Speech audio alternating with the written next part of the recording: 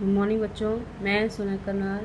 आज हम class 7th का साइंस का टॉपिक जो है वाटर अ प्रीशियस रिसोर्स, इसको आज हम कंटिन्यू करेंगे।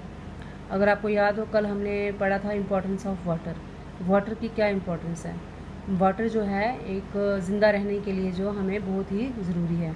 जितने भी लिविंग बींग्स हैं, चाहे वो ह्यूमन हैं, चाहे वो एनिमल्स हैं, चाहे वो प्लांट्स हैं, सबको क्या नीड है? वाटर। और हमने पढ़ा था कि वाटर के विदाउट वाटर हम अपनी फ्यूचर लाइफ के बारे में नहीं सोच सकते हैं। और अर्थ है जो 71% जो है वो उसमें वाटर है, इसलिए हमारी अर्थ को क्या कहा जाता है? ब्लू प्लैनेट कहा जाता है। और 22 मार्च को क्या बनाया जाता है? वाटर डे मनाया जाता है। और आज हम पढ़ेंगे डिफरेंट फॉर्म्स ऑफ वाटर, कि वाटर की जो है कौन कौन सी किस्में हैं, शक्लें हैं पानी की। तो सबसे पहले आ गई सॉलिड और स्नो और आइस। सॉलिड मीन्स सख्त।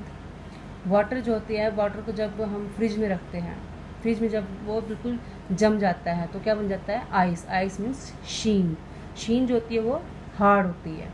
अब कभी आप देखो पहाड़ों पे बर्फ़ गिरती है, जब हमारा टेम्परेचर बिल्कुल डाउन हो जाता है सर्दियों में, तो वो भी क्या है, जब वो गर्मी पड़ती है उस बर्फ़ के ऊपर, शीन के ऊपर, तो वो पिघल के क्या बन जाती है? वाटर। सबसे पहले फॉर्म कौन सी हुई उसकी? सॉलिड। सॉलिड से वो क्या बन जाता है? फिर वो वाटर बन जाता है।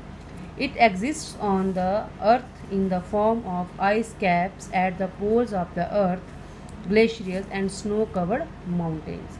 पहाड़ियों पे जहाँ पे बर्फ़ पड़ी होती है, ग्लेशियर्स होते हैं बड़े बड़े, वहाँ पे क्या होता है? ये स्नो होती है। एक सॉलिड फॉर्म ऑफ वाटर होती है। देन दूसरी फॉर्म इसकी आ गई liquid, means water. It presents in oceans, lakes, rivers and even underground water in the earth's upper layers. एक तो आ गई सॉलिड मीन्स आइस, दूसरी आ गई वाटर। ये कहाँ होती है? जैसे हमारे बड़े बड़े तालाब हैं, बड़ी बड़ी लेक्स हैं, नदियाँ हैं, हमारा अंडरग्राउंड वाटर है, ये हो गई लिक्विड फॉर्म। एक तो पहली पढ़ी हमने सॉलिड फॉर्म, दूसरी हमने पढ़ी लिक्विड फॉर्म। थर्ड हमारी फॉर्म आ जाती है गैस। गैस मीन्स क्लाउड्स, हमारे बादल। Clouds are found in the form of water vapour present in the atmosphere. कभी आपने देखा है आसमान में बादल होते हैं। बादल कैसे बनते हैं? बादल भी तो बनते हैं जैसे हमारे नदियों और तालाबों का पानी है, जब सन की लाइट उनके ऊपर पड़ती है, सन की हीट से क्या होता है? वो वेपर्स बन जाते हैं।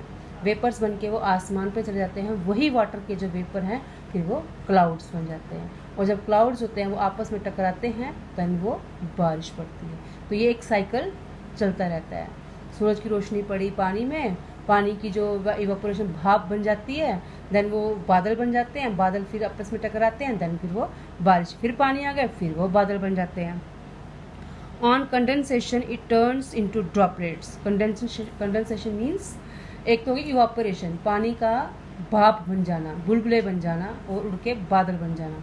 और एक होती है कंडेंसेशन मीन्स दोबारा बादलों का पानी बन के नीचे गिरना। On condensation it turns into droplets and precipitates on earth surface in the form of rain. फिर जब बादल ठंडे हो जाते हैं, आपस में टकराते हैं, देन कंडेंसेशन होती है, जो बादल दोबारा पानी बन के हमारे बारिश की शक्ल में हमारी ज़मीन पे आ जाते हैं। तो ये साइकिल जो है इसको हम कहते हैं वाटर साइकिल। पानी का दोबारा से इवापोरेट होके क्लाउड्स बन जाना और क्लाउड्स का दोबारा कंडेंसेशन होके रेन बन जाना। ठीक है, तो इसके वाटर साइकिल हम पढ़ेंगे, फ्यूचर में पढ़ेंगे हम लोग। Most of the urban areas have system of water supply, whereas underdeveloped and undeveloped areas depend on resources like rivers, lakes, ponds, hand pumps etcetera. क्या बच्चों? Most of the urban areas, जो भी गाँव वगैरह हैं जहाँ पे पानी की ज़्यादा फैसिलिटीज़ नहीं है, तो वहाँ पानी कैसे आता है? चाहे वो कौन अंडर डेवलप्ड हो, चाहे वो अनडेवलप्ड एरियाज़ हो, चाहे वो तरक्की किए हुए कंट्रीज एरियाज़ हों, चाहे वो गांव हो, तो उनमें क्या करते हैं? किस पे डिपेंड होते हैं? वो रिवर्स पे, नदियों पे, तालाबों पे और हैंड पंप्स पे। ठीक है, ये उनका सोर्स ऑफ वाटर है। इनका under developed and undeveloped areas. So these are the forms of water: solid, liquid and gas. तो बच्चों आप इसको ध्यान से पढ़िएगा और अपनी कॉपी पे नोट कर लीजिएगा। And thank you.